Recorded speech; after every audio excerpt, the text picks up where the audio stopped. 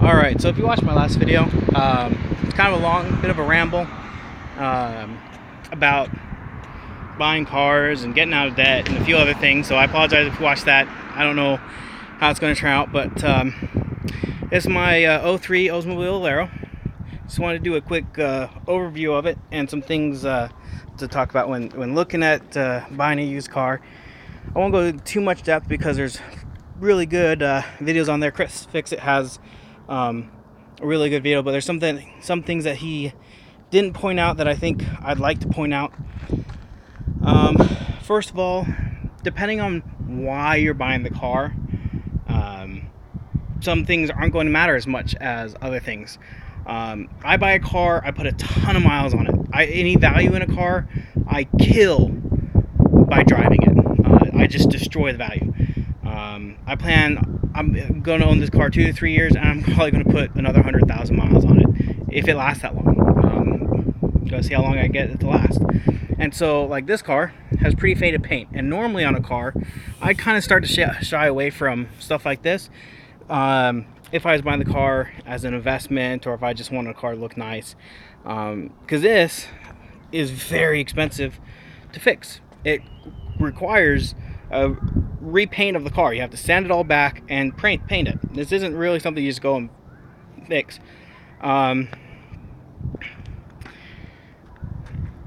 Do research on a car. If you like a car, you like the way it looks, do research. Figure out some of the minor things about the cars that could be a problem, could be a hassle. Maybe there's a few things that might cause somebody to sell a car that you know you could fix yourself. Steering issues or bad wheel bearings, things like that that aren't very difficult to do yourself, but would cause somebody who has a car to want to sell it. And I wouldn't necessarily shy away from those and use those as a reason to get a good deal on a used car. Now, I'm not talking about cars that you're buying for, $15,000, $20,000. I'm talking about the, $1,500 to $5,000 range. Look for things like rust, and that's real important for that car that you're interested in. Figure out where common places for it to rust are at. A lot of them are along the door sills, behind the wheels, especially like right here where there's no protection from the tire getting in and getting that dirty. Now, I live in Arizona. Rust really is not a problem, especially if it's an Arizona car. One thing to look for and ask for: do they have service record, the service history of the vehicle? This car has service history almost nearly complete, oil changes and everything, since 2009, I believe. It starts to get after 2000 or before 2011. It's a bit sketchy, but from 2011 on and newer, definitely a lot of service history on it, and some service history prior to that. I bought it from an older couple that can no longer drive, but they definitely maintained the car while they owned it, and it sat for a couple years. It has not been driven a lot in the last couple years, and that's something to kind of worry about. But the oil looked okay, and the brakes were shiny. It had been driven at least somewhat recently, and it started. That's the other thing. When you go to look at a car, if possible, go at a time when the engine's going to be cold. Don't test drive a car if the engine's hot, or if you avoid it, because a hot engine hides a lot of problems, especially engine noises, ticks, and pinging, things like that. A lot of that's hidden with a warm engine, so you want to start them when they're cold if at all possible. Like I said, go on forums, read about the car.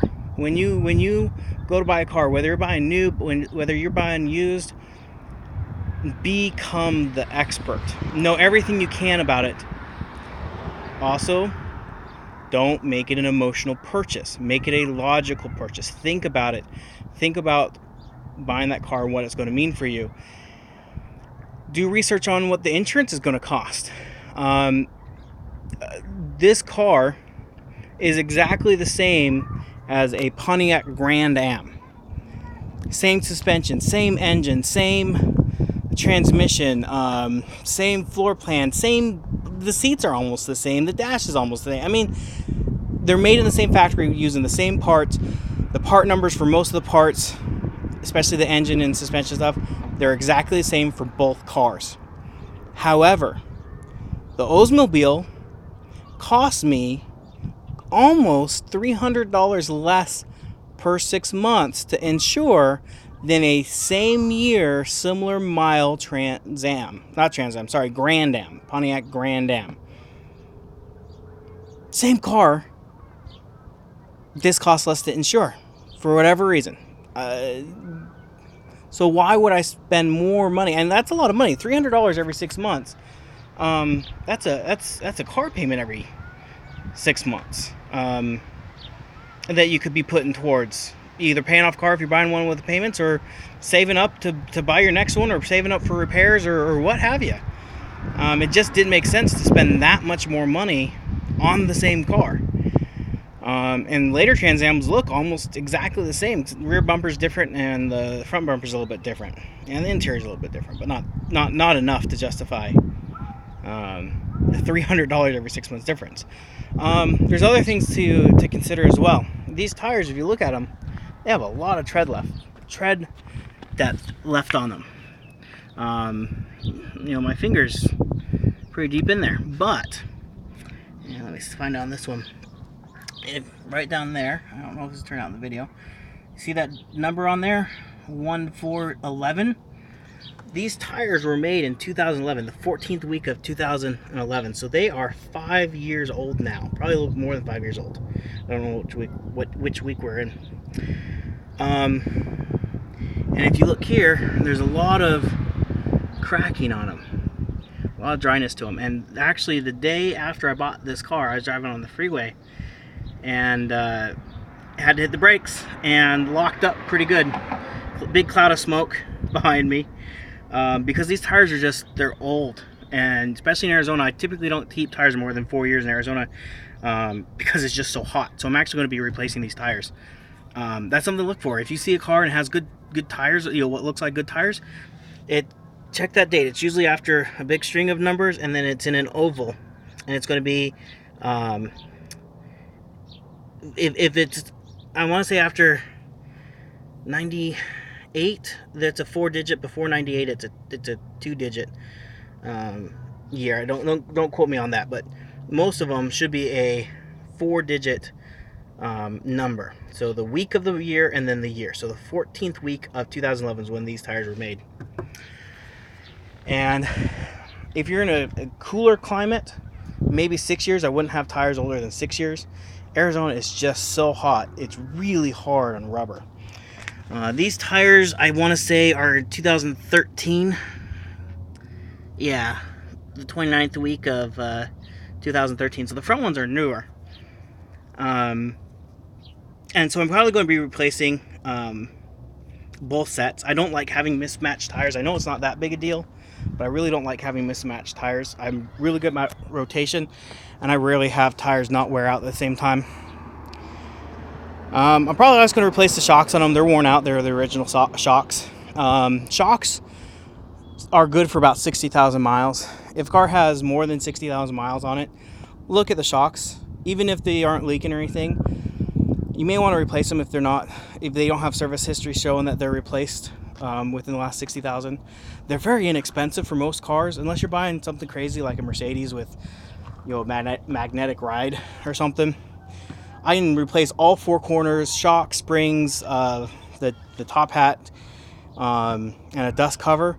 It's $250, and they even come already done. So all you're just doing is 3 bolts on the top and for the front, and then the 2 lower ones in the back is just 2 bolts on top and the 2 lower ones, and swap those out. So I'm probably going to be doing that. I'm going to be upgrading the radio on it, because that's something that, I'm not going to buy a newer car just so I can have Bluetooth. Bluetooth is something I can add to the car after the fact quite easily.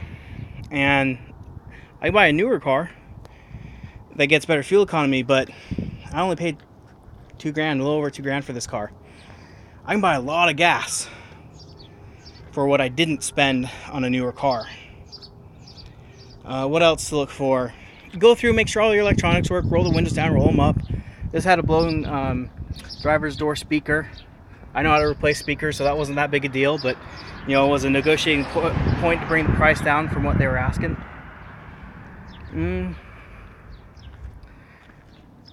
But yeah, you bring a flashlight, look underneath for rust. You know, there's just some things to think about when buying a car.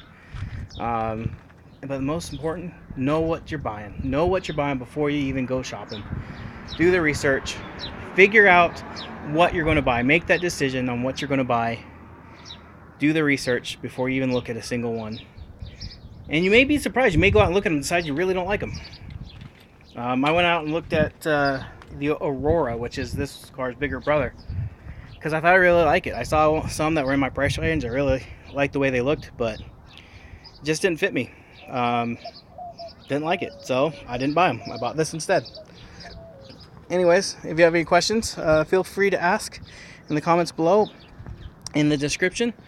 Go ahead and use my link to my partner links. I appreciate any and all support, and I hope you have a great day. Thanks for watching.